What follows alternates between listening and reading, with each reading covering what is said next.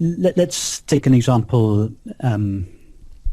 Well, actually, I'll give you a real life example. In fact, it was almost the very first time this happened for me. I was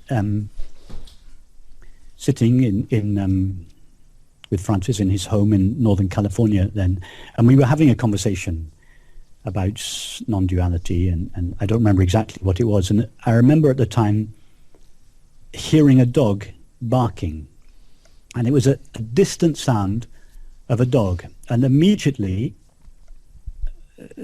a thought came up. That's the sound of a dog barking, and the dog is in the distance on the other side of the valley.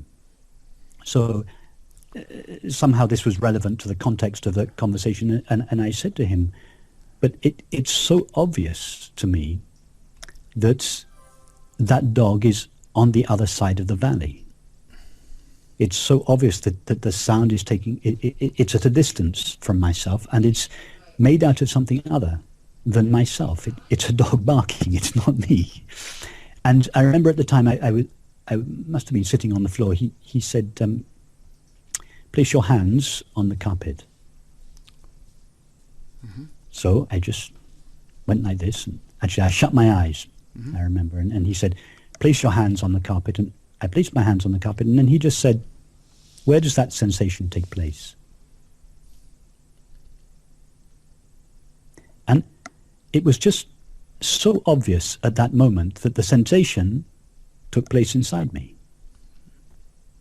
That the sensation was not at a distance from me, it wasn't made out of something other than myself. All that was present was the experience of sensing. Mm-hmm.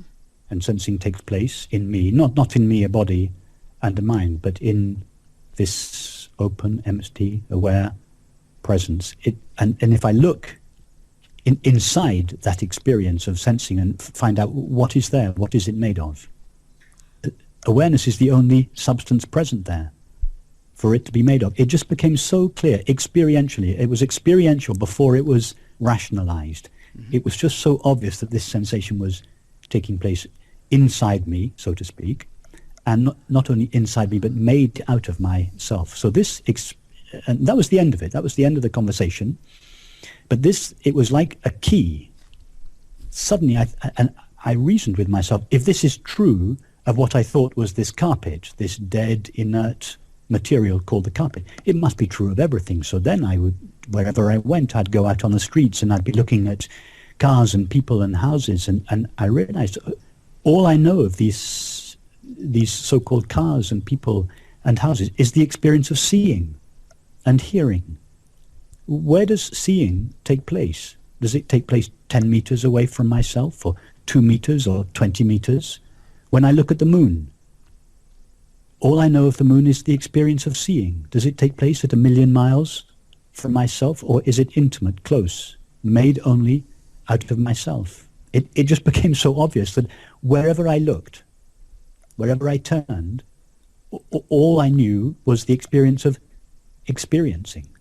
That was all I ever know, is experiencing, and all experiencing is pervaded by the knowing of it.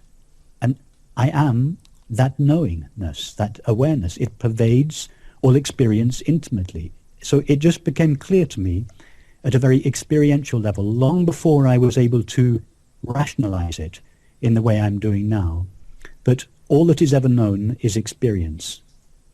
And I, the knowing element in all experience, pervade all experience intimately. In fact, even that is not true, because I'm suggesting that there are two things, one called experience and another called myself, and that they somehow pervade each other. It's not even that. All there is, all we know, is the knowing of our experience, and that is what I am.